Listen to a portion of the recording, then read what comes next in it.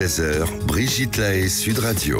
Nous sommes avec Patrick Lemoine, psychiatre et docteur en neurosciences, auteur de nombreux ouvrages. Et notre dernier qui est tout chaud, La fidélité et la fidélité bordel, c'est aux éditions Albin Michel. Patrick Lemoine, c'est Sophie qui est avec nous. Bonjour Sophie. Bonjour Brigitte, bonjour Patrick. Sophie. Alors vous avez été mariée pendant 20 ans avec un homme très infidèle, hein, c'est ça? Non, c'est le contraire. C'est moi qui étais très infidèle pendant ces 20 ans. Perdu, Brigitte. Bah oui, j'avais une chance sur deux. Je suis tombée dans le côté le plus logique et puis finalement... Le plus classique. Oui, donc 20 ans, pendant ces 20 années, j'ai été très infidèle et je rebondis sur ce que disait Patrick tout à l'heure, à savoir le manque de confiance en soi. Voilà, qu'est-ce qu'on cherche quand on est infidèle? Ça, c'est toujours la grande question. C'était pour vous rassurer de votre pouvoir de séduction, c'était pas juste pour le plaisir? Non, c'était vraiment pour me rassurer de mon pouvoir de séduction, très clairement, très clairement. Et puis, donc, j'ai fini par divorcer de cet homme. Et pourquoi? Pourquoi? Parce qu'il a su ou parce que vous vous en... Non, ça n'avait absolument rien à voir avec les histoires d'infidélité. C'était, j'ai envie de dire, une erreur de casting. D'accord. Mais comme beaucoup de femmes, vous avez su être très discrète. C'est ça. Donc, il n'a jamais rien su? Je ne pense pas. En tout cas, il ne m'en a jamais parlé. Donc, je pense qu'il n'en a jamais rien su. Et puis... Vous êtes d'accord, Patrick Lemoine, les femmes sont souvent... Je me demandais si les SMS existaient à cette époque-là pour vous. Oui, quand même. Oui, quand même. Bon. moins qu'aujourd'hui, certes. C'est vrai. Moins qu'aujourd'hui, parce qu'à l'époque, on les payait tous, donc c'est vrai qu'on était un petit peu plus prudents. Oui, c'est le SMS qui fait que les partenaires se font pécho par l'autre. Ah bah ça, oui. Oui, mais je trouve que les femmes sont souvent plus intuitives et devinent plus facilement les infidélités de leur conjoint. C'est vrai, que l'inverse. et elles sont également plus organisées pour pas se faire choper. Peut-être. Et donc, après le divorce, quelques années après, je me suis remise en couple avec un homme. Et cette fois, c'est lui qui m'a trompée.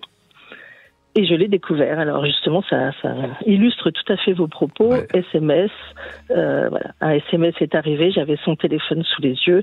Évidemment, j'ai creusé et j'ai trouvé. D'accord. Et alors, comment vous avez réagi? Immédiatement, je l'ai mis dehors. Ah oui. Ah oui. Et oui. Il a pris ses affaires, il est parti. Vous n'avez pas supporté, mais parce que vous étiez horriblement malheureuse, vous êtes sentie trahie, blessée, qu'est-ce que vous diriez? Alors, je dirais que le monde s'écroule.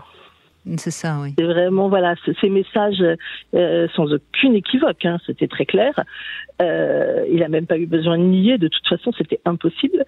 Et donc là, le monde s'écroule et vous vous dites, mais c'est pas l'homme avec lequel je pensais être. Voilà, effectivement, la trahison, la déception, la colère, enfin, il y a tout un mélange de sentiments comme ça. Donc ça montre que vous n'aviez pas encore suffisamment de sûreté en vous, quoi. Ah, c'est clair, c'est clair.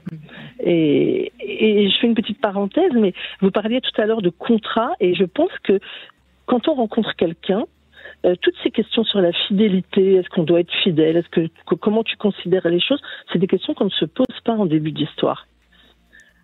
Pas tout de suite, mais au bout d'un moment, il faut bien se la poser. Ça semble encore, et je dis bien encore, dans notre société, ça semble aller de soi.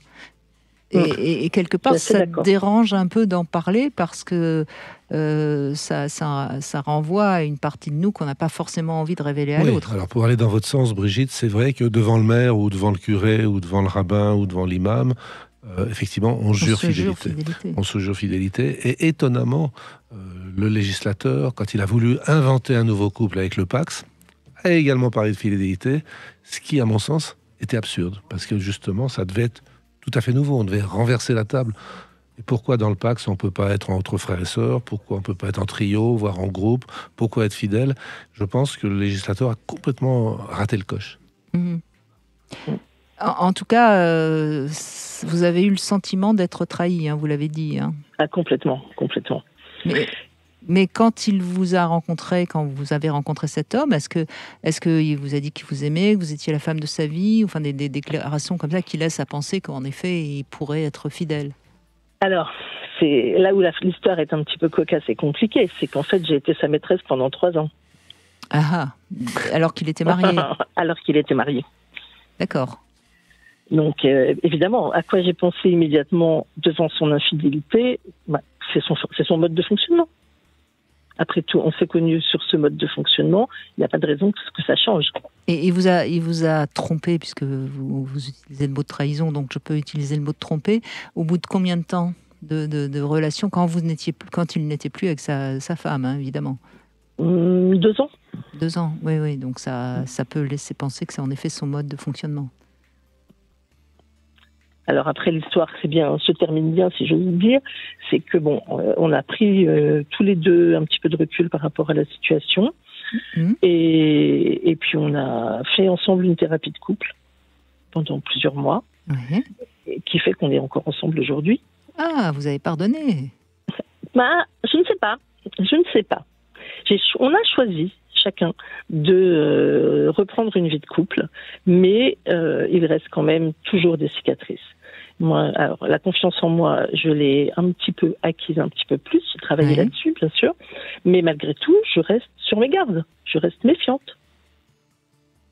Vous restez méfiante, c'est-à-dire que vous vous dites, ça peut encore arriver? Bien sûr, bien sûr. Et est-ce que vous l'avez trompé, vous, depuis? Non. Non. Donc vous avez... Donc vous avez changé, Sophie? Oui, j'ai changé parce que je pense que la relation de couple actuelle me convient mieux que celle que j'ai eue avec mon précédent compagnon, celui avec qui j'ai été 20 ans. Et avec ce nouveau compagnon, je n'ai jamais ressenti le besoin, l'envie de le tromper. Et vous lui en parlez de temps en temps de votre inquiétude? Bien sûr, bien sûr. Et il vous rassure? Oui, il me rassure, mais surtout il me dit, mais rassure-toi toi-même. Gagne de la confiance en toi. Effectivement, c'est évident. C'est évident. Quand vous disiez les jaloux sont toujours cocus, oui. Oui, bien sûr, mais enfin bon, on peut être trompé alors qu'on est quelqu'un de très aimable et de formidable et sexuellement très active. Hein, ça n'a rien à voir. Hein, c'est pas toujours. Bien sûr. Ça dépend aussi du partenaire qu'on a choisi. Mais en tout cas, merci de ce témoignage qui est riche. Mais je vous en prie. Merci beaucoup, Sophie. Merci, au revoir. Patrick Lemoine, on fait une petite pause et puis on retrouve un de vos confrères, Philippe Bruneau, pour notre Sexy News.